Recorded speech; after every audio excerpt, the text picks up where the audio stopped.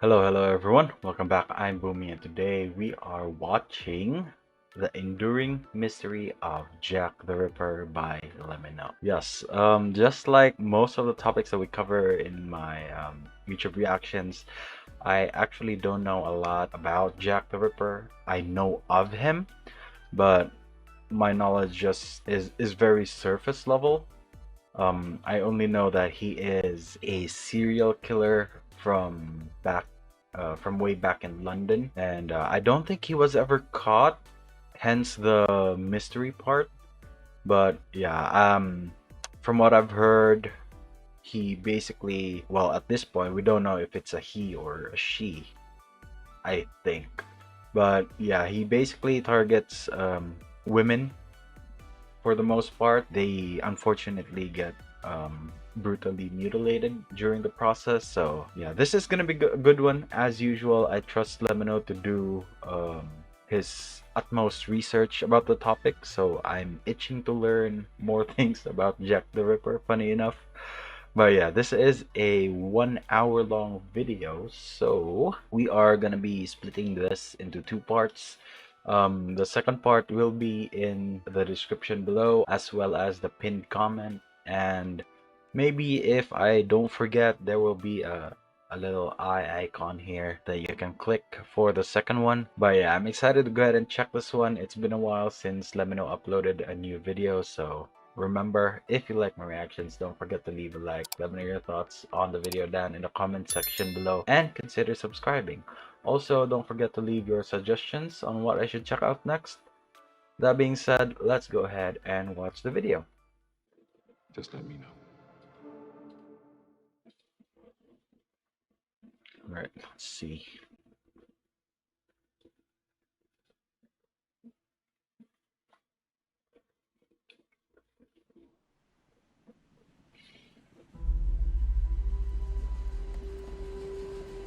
Oh man, the editing is getting better and better each In the late episode. 19th century, the This city is of good. London was the largest in the world, a sprawling metropolis and a melting pot for trade, finance, and people.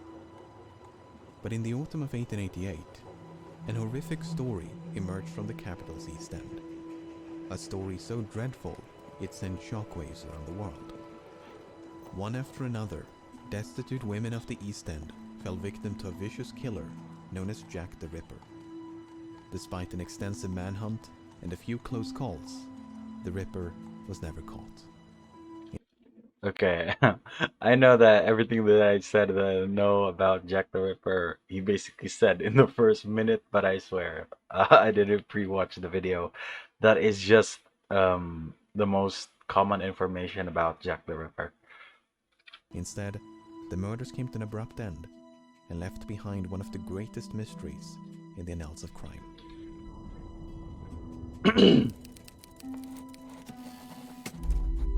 Oof, man, his editing is so good. In the East End of London, there's a district known as Whitechapel.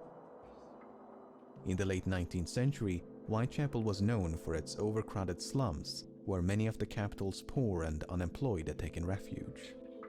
Day and night, an army of policemen would constantly patrol this labyrinthine network of dim-lit streets, courts, and alleys. One such place was a narrow passage known as George Yard. Near the north entrance of this passage was a residential complex known as George Yard Buildings. It was the morning of August the Very 7th, unique name. 1888, when an upstairs tenant named John Reeves headed out for work. Upon reaching the first floor landing, Reeves encountered the body of a woman lying upon her back in a pool of blood. Horrified by the sight, he stumbled down to the street below in search for help. 4:45, is that the Constable time? Thomas Barrett was the first officer on the scene. He was soon joined by Dr. Timothy Killeen, who conducted a brief examination. The woman had been stabbed 39 times, primarily in the chest and abdomen. What? Dr. Killeen estimated that she had been dead for, quote, about 3 hours. 39 times? Dude, that is a lot. Like, damn. So that I mean, the only way they could have known is that if she got stabbed in 39 different areas, right? I mean, that's a lot of areas to cover. thus placing the time of death at approximately 2:30 in the morning. And if it's that long, no one ever, like, none of the other tenants knew about it. Like, they didn't smell any rotting bodies or something. Because I think 3 hours, that's enough time for something to smell. The woman had likely been attacked where she was found, as no blood was found beyond the staircase landing. But this was strange, as none of the tenants in this crowded building had heard a single cry for help or a Like I disturbance said. of any kind. One exception was Amy Hewitt, a tenant who claimed to have heard a lone cry of murder. But this was early in the evening of August the 6th, and the scream had emanated from outside the complex. Hewitt further explained, "The district round here is rather rough, and cries of murder are a frequent, if not nightly occurrence." I like that. I like that, how he The edited victim that. was eventually identified as 39-year-old Martha Tabram. Tabram was a mother of two and had separated from her husband many years prior. Her last known address was 19 George Street, a common lodging house less than 300 meters from the site of her death. Well, so Tabram what was had she made a doing living there through then? prostitution, and one of her associates was a There woman we named go. Mary Ann Connolly.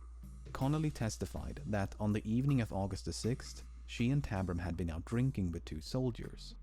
Then, shortly before midnight, the party of four had separated. Connolly took her client into Angel Alley, while Tabram guided hers into neighboring George Yard. It was the last time she saw Tabram alive.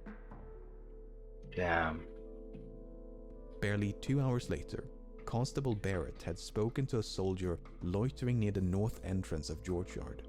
The soldier had told Barrett that he was, quote, waiting for his mate who had gone away with a girl.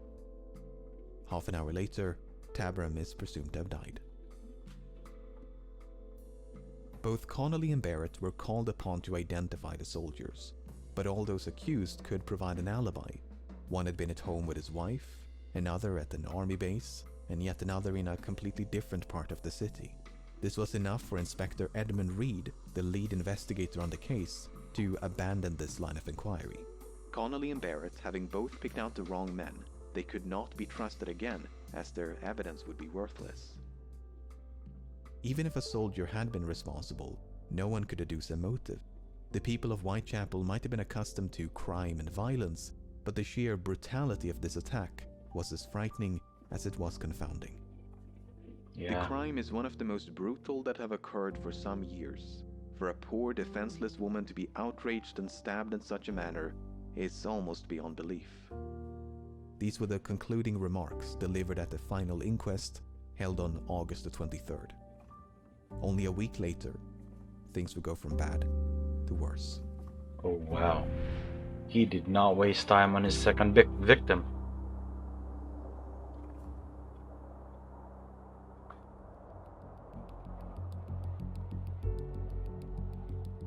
On the morning of August the 31st, a man named Robert Paul left his home on Foster Street and headed for work. After making a right turn into Bucks Row, he spotted a man standing in the road. The man turned around to face him and said, "Come and look over here. There's a woman lying at the pavement." The stranger was named Charles Cross, and he too had been on his way to work when he first caught sight of the woman. The two men now cautiously approached. The woman's hands were cold to the touch, and Cross believed she was dead. Paul, however, thought he could sense faint breathing. But instead of seeking immediate help, Cross and Paul were more concerned about being late for work. As such, they quickly resumed their morning commute, hoping to notify policemen along the way. Fortunately, Constable John Neal was just around the corner. Neal was equipped with a lantern and found the woman lying on her back with a deep cut across the throat. The wound was still bleeding and parts of her body were still warm. He was soon joined by Constable John Thane, who was sent at once to fetch a nearby doctor. Upon his arrival, shortly after 4 o'clock, Dr. Rhys Llewellyn, estimated that, quote, she had not been dead more than half an hour. In other words, Cross and Paul had likely found the woman mere minutes after she was killed. Oh wow, so that's why there was some faint of breathing there, because it could have been that she was still like dying, in the process of dying at that point. Furthermore, 3 officers had patrolled the vicinity just a few minutes prior. Constable Neal had last inspected Bucks Row at approximately 3:15. So too had Sergeant Henry Kirby, whereas Constable Thane had merely passed the end of the street, none of whom had seen nor heard anything amiss.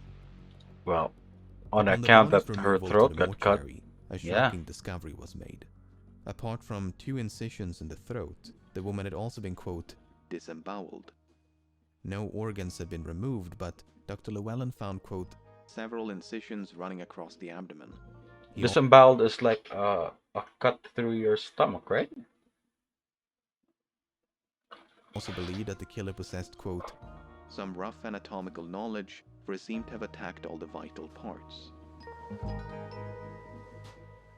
The victim So it was could have quickly been a doctor identified. then. Her name was Marianne Nichols, and she had turned 43 just 5 days before the murder. Nichols had Another at least 6 prostitute? children, and her last known address was a common lodging house at 56 Flower and Dean Street. On the night of her death, Nichols had been turned away from a lodging house on Thrall Street as she lacked the funds to pay for a bed. Seeking to raise the money through prostitution, Nichols had then ventured down Osborne Street before meeting her friend, Ellen Holland. The 2 of them shared a brief exchange, but Nichols was visibly drunk. When they parted ways around 2:30, Holland saw Nichols staggering eastward along Whitechapel Road. Barely an hour later, she was found dead. Wow. So far we have 2 dead women. Both were prostitutes. I mean, this one basically got forced into prostitution just so she could have like a roof over her head for the night. And then she shortly died, unfortunately. Apart from the body itself, the killer had left nothing in their wake.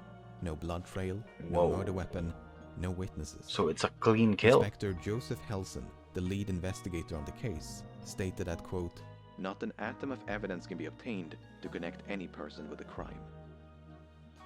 While the Nichols case ground to a screeching halt, its similarities with the Martha Tabram case had not gone unnoticed. In both cases, the attack had been needlessly ferocious, Yep. and there was no discernible motive. Overkill indeed. Both victims were prostitutes of roughly the same age and moved in the same circles. The only meaningful difference was their injuries. Tabram had been repeatedly stabbed, whereas Nichols had suffered multiple slash wounds.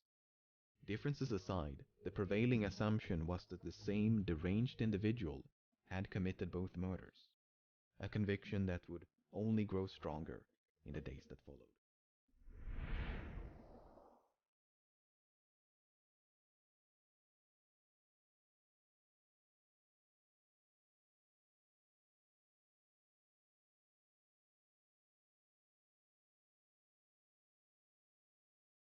Ooh, no meaningless cuts. So this time it's probably like precision cuts now.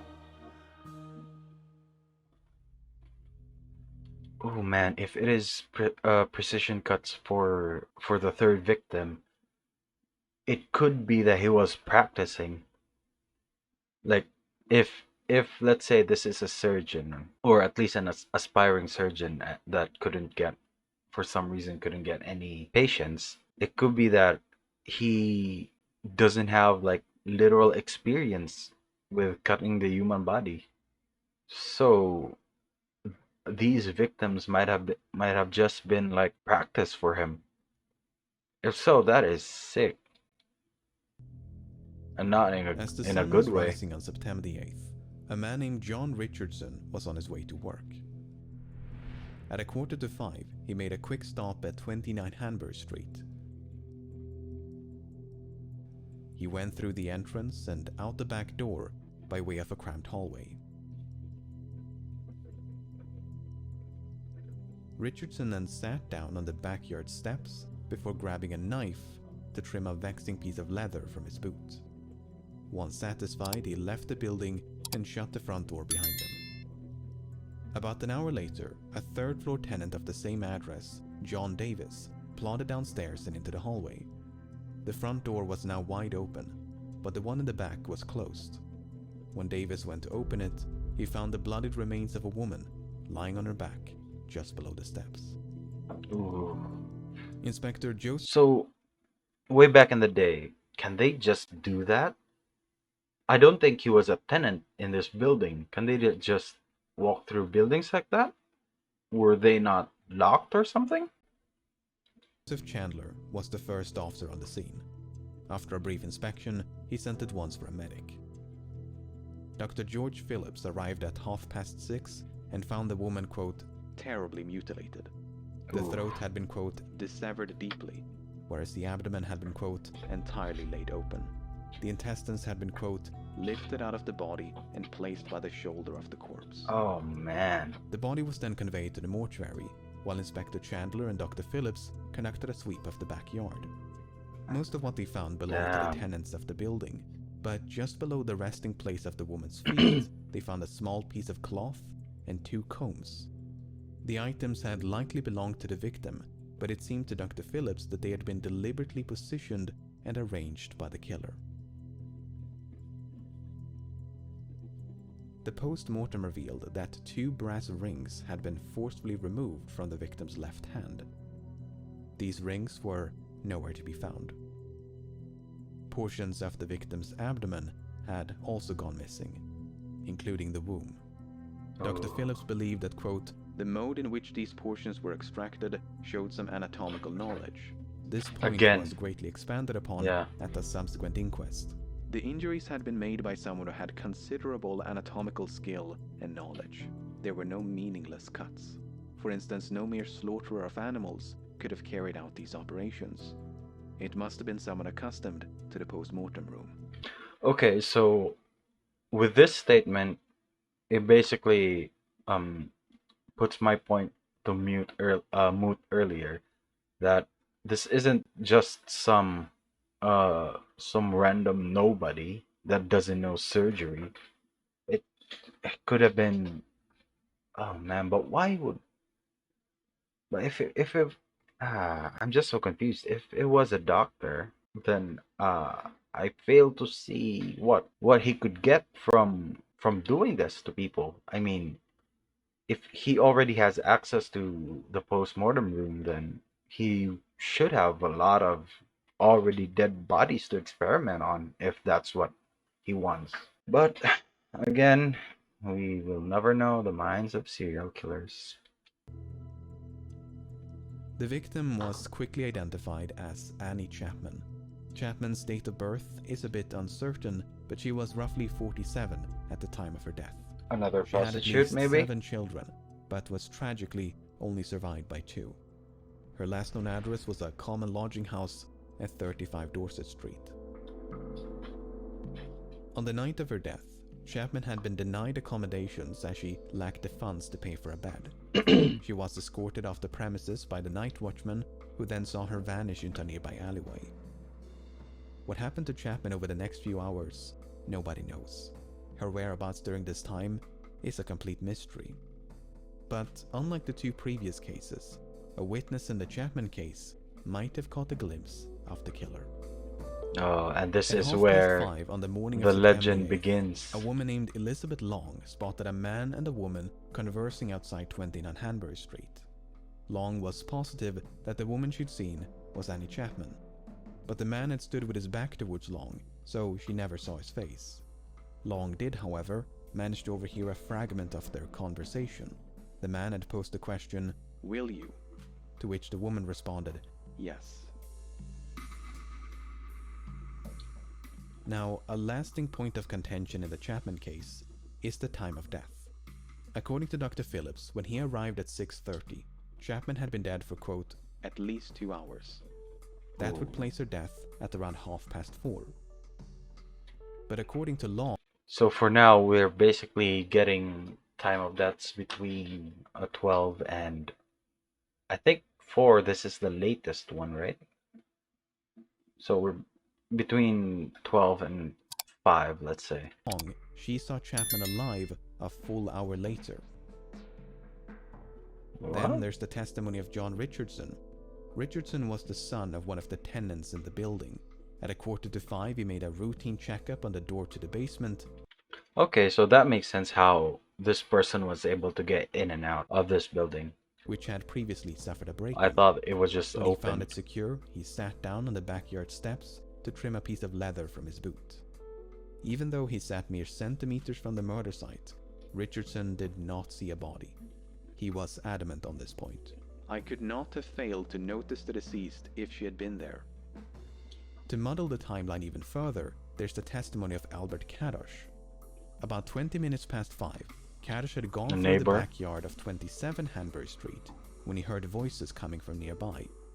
They were barely audible, however, and Kadosh had only made out the word no.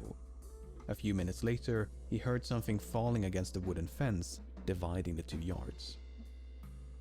There's no one way to untangle this web of contradictions. It's very confusing. But Dr. Phillips did concede the possibility that he'd miscalculated. That, quote, the coldness of the morning and the great loss of blood had skewed his opinion, which was largely based on the warmth of the body. So, presuming that Dr. Phillips did miscalculate and the recollections of Long and Kadosh were off by a few minutes, that would place Chapman's death at around 5:30 in the morning. That's the latest one. By this point, the dim light of dawn would have provided the tenants of 29 Hanbury Street an unobstructed view of the murder site, some of whom had even slept with their windows open. In spite of this, the killer managed to evade detection and even made time to arrange the victim's possessions. I just realized this is all 3D rendered. I'm dumb. As the tally of victims gradually mounted, the public grew increasingly anxious. They were not only frightened by the murders, but frustrated with the police and their perceived incompetence. Even across the pond were the efforts of the police fiercely criticized. The London police and detective force is probably the stupidest in the world. Nah, come on. The killer is just good. It happens. I mean, I don't think we've ever found the Zodiac killer yet, right? These mocking quotes and illustrations failed to capture were the overwhelming odds stacked in favor of the perpetrator. The police were up against someone who seemingly struck without motive, someone who left no murder weapon and few witnesses. On top of that, the East End was severely overcrowded, while the police were understaffed. As one newspaper put it, "A man in the East End of London is a grain of sand, as invisible and almost as much beyond identification amid the masses." At no point would this become more apparent than during the events of September the 30th. Ooh. What is this? The 5th victim? 4th victim? Double event. Ooh. He's getting cocky now. On September 2 29th, at the same a night? routine Saturday meeting was held at the Socialist Club on Berners Street. When the meeting came to a close around midnight, all but a few members returned home. Those who remained proceeded to drink and socialize. Half an hour in September the 30th, Joseph Lave stepped outside to get some fresh air. Lave used the side entrance leading into Dutville's yard and lingered for about 10 minutes. Moments after Lave had gone back inside, Morris Eagle accessed the building via the same entrance. He too was a member of the club and had just returned after escorting a woman home. Neither of them noticed anything unusual. 20 minutes later, the sound of a horse and carriage could be heard trotting down Berners Street. The driver was Louis Diemschutz, the steward of the clubhouse. When Diemschutz drove into Dutville's yard, his pony abruptly veered to the left. When he looked down to his right, he thought he could discern something in the darkness. Diemschutz stepped down from his barrow and, after lighting a match, could see a woman lying on her side against the wall. Whoa. Without even knowing if she was, quote, drunk or dead, Diemschutz rushed inside the club to check on his wife. When he found her safe and sound, he alerted the other members, and a small crowd soon gathered outside. They could now see that the woman's throat had been, quote, fearfully cut. Okay, Yet, so quote, another "A stream of blood cutthroat was trickling down the yard." stream of blood. So Ego, Deemschutz, and a she few was others dragged? promptly dispersed to find a policeman. While a growing crowd of bystanders waited for authorities to arrive, there was no sign of the perpetrator. Damn, so he was in and out But across real the quick. city, less than a kilometer to the west, an even more ghoulish discovery was about to be made. At 1:30 of the same morning, Constable Edward Watkins patrolled an open space known as Mitre Square. Watkins' beat would take him through the square about once every 13 minutes, and on this occasion, it was deserted. But in the time it took Watkins to complete another rotation, Mitre Square was turned into a crime scene. Whoa. That quick. I next came in at 1:44. I turned to the right. I saw the body of a woman lying there on her back. I saw her throat was cut and her bowels protruding. Oh The man. stomach was ripped up. She was lying in a pool of blood.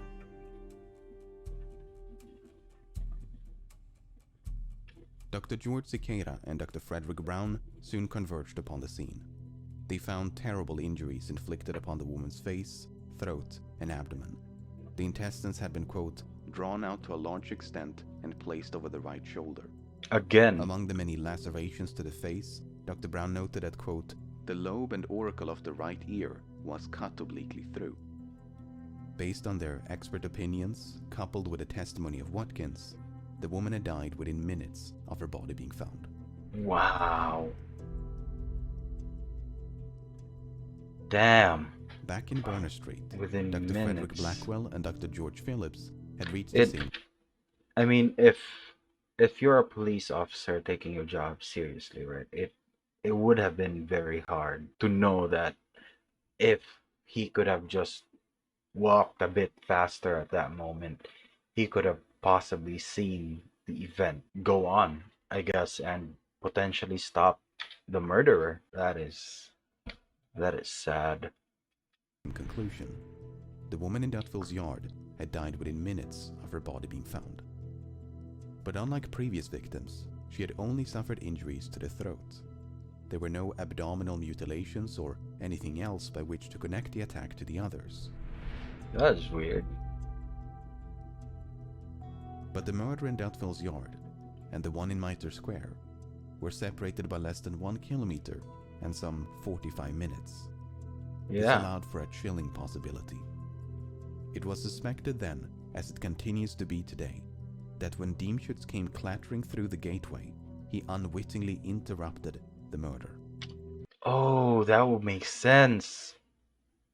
Yeah, he could have, but still, she was already died, but the murderer could still have been there, just lurking around.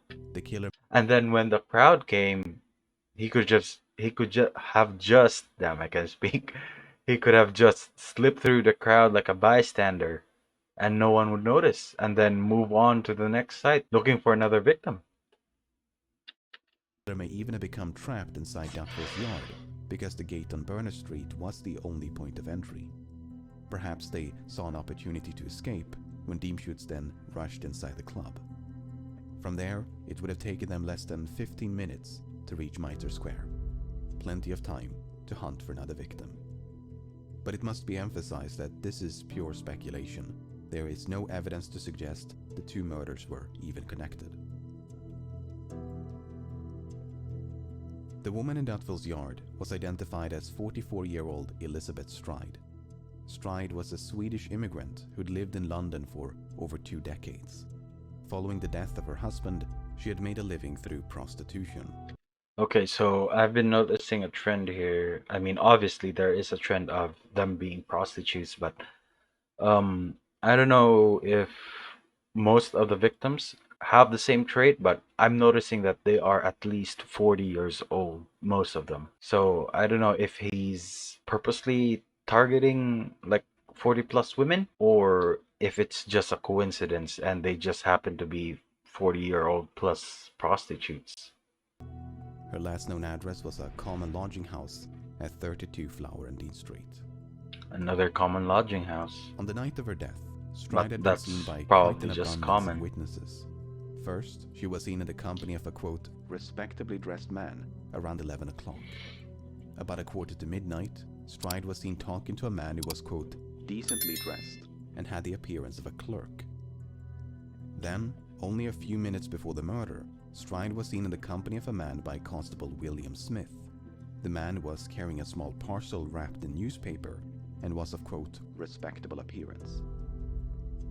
It's unclear whether these descriptions are of the same person or if Stride accosted multiple clients as the night progressed. There were other witnesses, some less credible than others, but the one that really stood out from the rest was Israel Schwartz. About 1:45, Schwartz had been walking down Berner Street.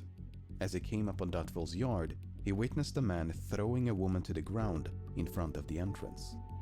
The woman had, quote, screamed 3 times, but not very loudly.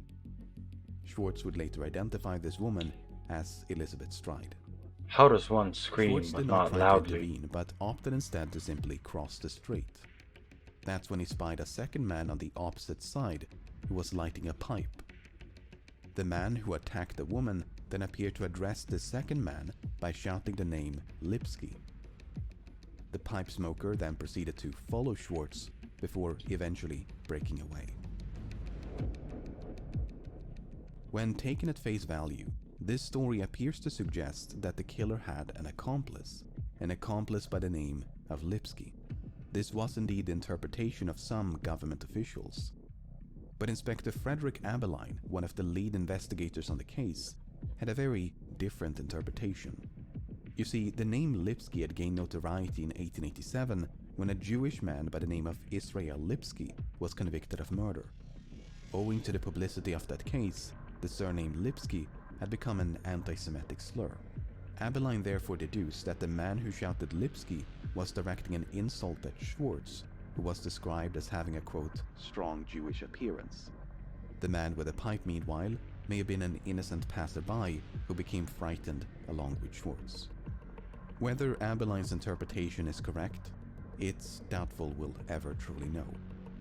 Nevertheless, Schwartz's account is compelling, as he conceivably witnessed the moment when Elizabeth Stride was attacked. Back in Mitre Square, a large crowd of spectators had assembled upon the scene, all driven by their morbid curiosity to get a glimpse of the body. The post-mortem revealed that the killer had extracted a few Even I would organs, have including taken the a womb peek. and left kidney. According to Dr. Brown, this extraction required, quote, a good deal of knowledge, which he likened to that of a butcher. By contrast, Dr. Cicada did not find any signs of, quote, great anatomical skill.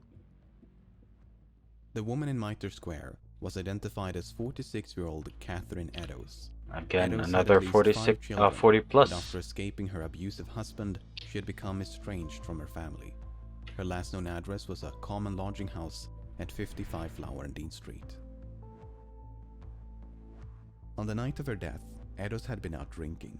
She got so drunk that around 8:30, she was found lying on the sidewalk in Aldgate High Street, surrounded by a crowd. The commotion attracted a few officers, who then escorted Eddowes to a nearby police station. There, she remained locked in a cell until 1 o'clock in the morning.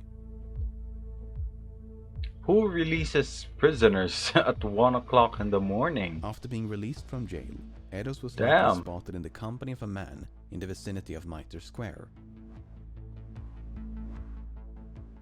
Only one of the 3 witnesses, Joseph Lavende, had paid close attention to the couple. The man had the appearance of a sailor and wore a, quote, reddish handkerchief round his neck. While Lavende did identify the woman as Catherine Eddowes, he never saw her face. Nevertheless, this sighting was only made some 10 minutes before Eddowes' body was discovered by Constable Watkins. Oh wow. What's so incredibly tragic about That Eddowes' close. case is how narrowly the killer escaped justice. Yeah. First of all, the only private residence in Mitre Square was occupied by a policeman and his family. They had slept right next to an upper floor window overlooking the murder site. Wow. Second of all, a night watchman and retired policeman had been cleaning a warehouse within earshot of the murder site. He would routinely hear the footsteps of patrolling officers, yet heard nothing at the time of the murder. Finally, Constable James Convenient. Harvey had glanced into Mitre Square at roughly 20 minutes to 2. That's right in between the sighting by Lavender and the body's discovery.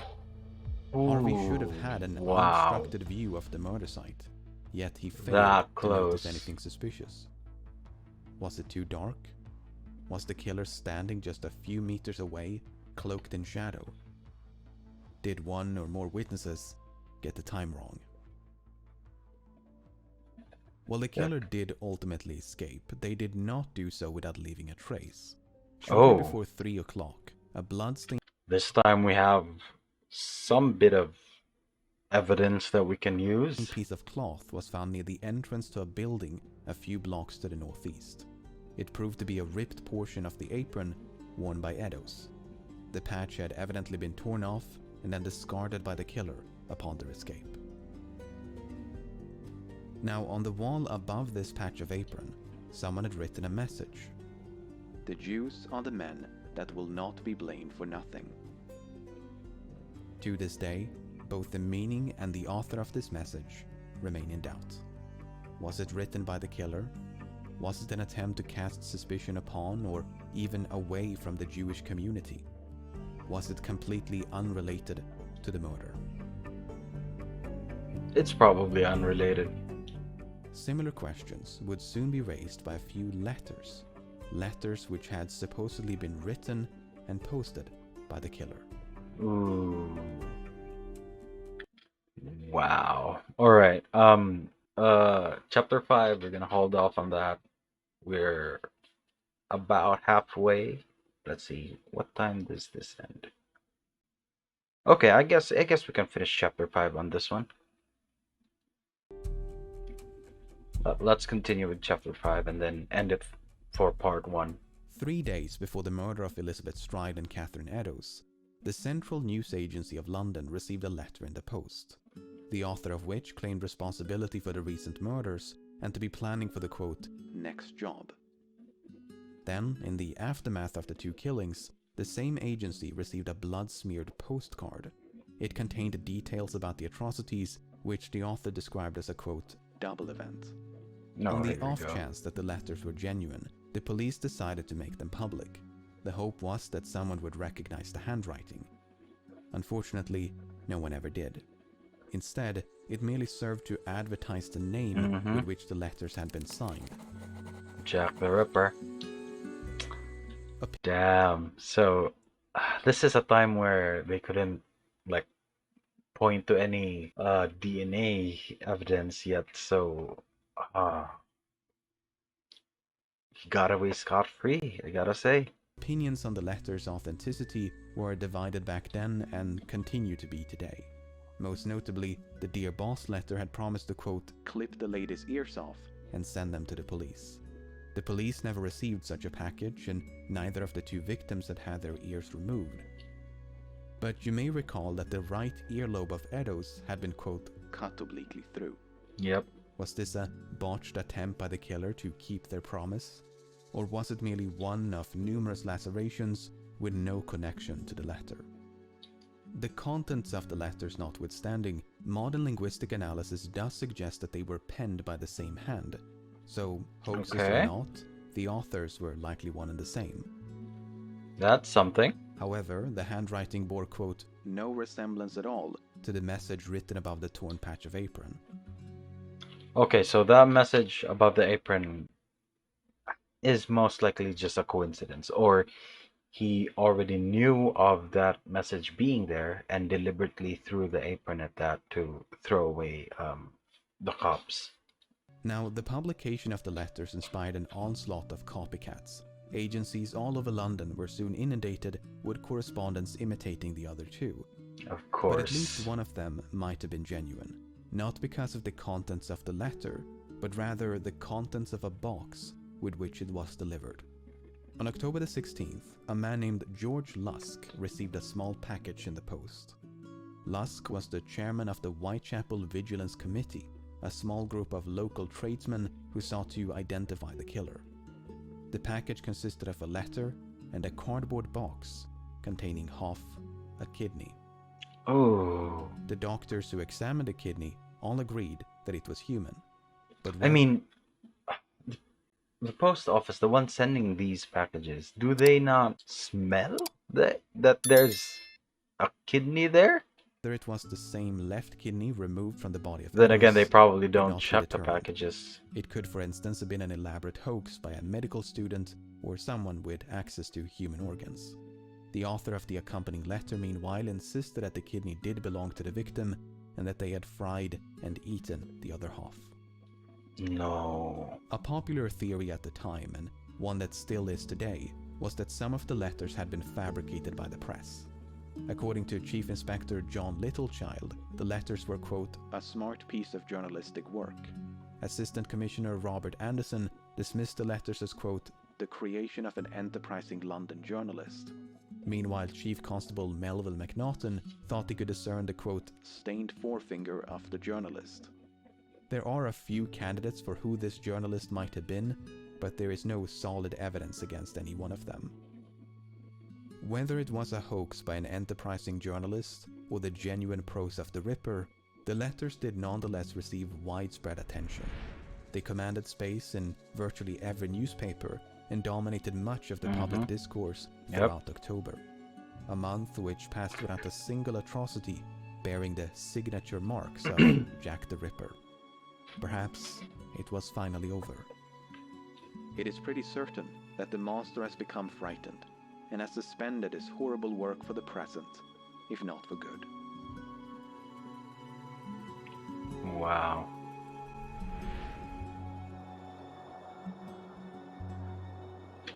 Alright guys, we're gonna cut this off here at chapter 6 for part 1. We will be continuing with part 2. So I'm probably gonna release this all on the same day.